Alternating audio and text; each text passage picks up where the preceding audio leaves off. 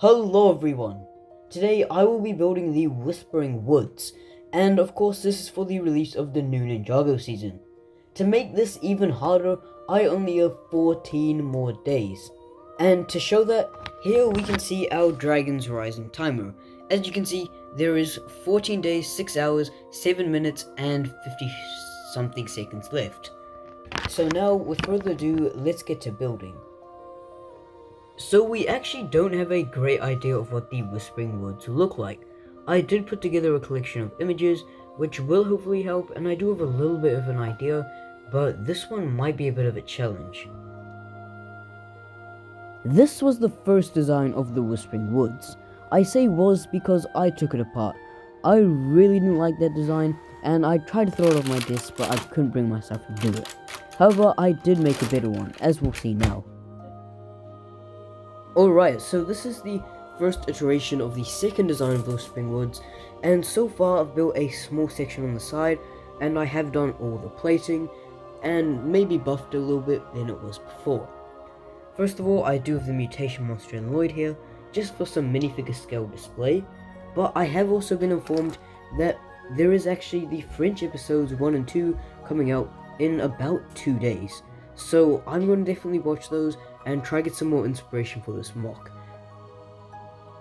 Alright, so this will be the final update of the mock, and I have actually got most of this section polished off. I have also, just over here, finished this entire rock wall. This section, I'm unsure if I'll complete. I'm going to try to finish it if I have enough parts. And the only remaining part is just this little hole here and the tops of the trees. Apart from that though, we are pretty much done. So now let's move on to the final showcase where this mock will be complete. And the Whispering Woods mock is now finished. Personally, I think this mock turned out amazingly, and especially when you take all the minifigures into account and the various battle and action scenes I have going on around the mock, I think it just turned out really good. Of course, the trees to me are a huge highlight with their really nice leaves, and they also branch out really nicely, just like the real Whispering Woods. I also got this done in a really good time frame, I think, just being less than a week, and I did make an area for the Life Dragon, which you'll notice is missing a little bit of life because there is no dragon there. If you want to help me get that, this week's sub goal is 1,730, so definitely help me with that, and I would love to get that set to fill the gap here. Moving up a little bit though, we do have a rock wall, and the area, the treehouse area, where the ninja actually communicate with that life dragon, and you could also place Aaron and your Fraser here. This is a deck pattern, and covers up to another tree. There is 3 trees in the mock, and then if we move back down, there is an area where the mutation monster is fighting Aaron. Unlike the show, it's not on a bridge, but it is below, and I think that works. Then if we move further this way, you can see a little bird there, and Forest going into the area where the mutation monster first fought Lloyd, which is in episode 1 when Lloyd was still in the swimsuit. You can also put him above the tree, which I will be doing in a future video, and then if we stretch around here, you can see Kai and Nia.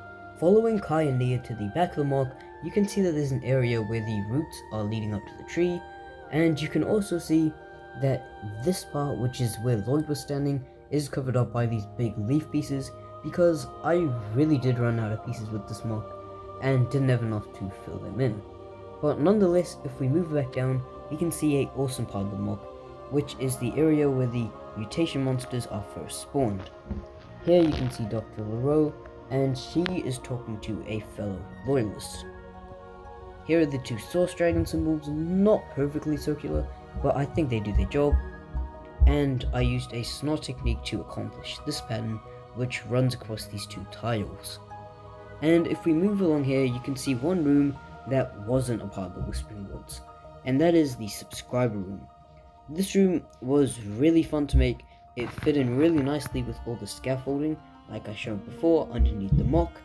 And in this room, we have my Sakuna costume, a few snake symbols behind him. We also have the Multibrix and Coolio Productions, and they are in front of a Prime Empire banner, and Multibrix Insta.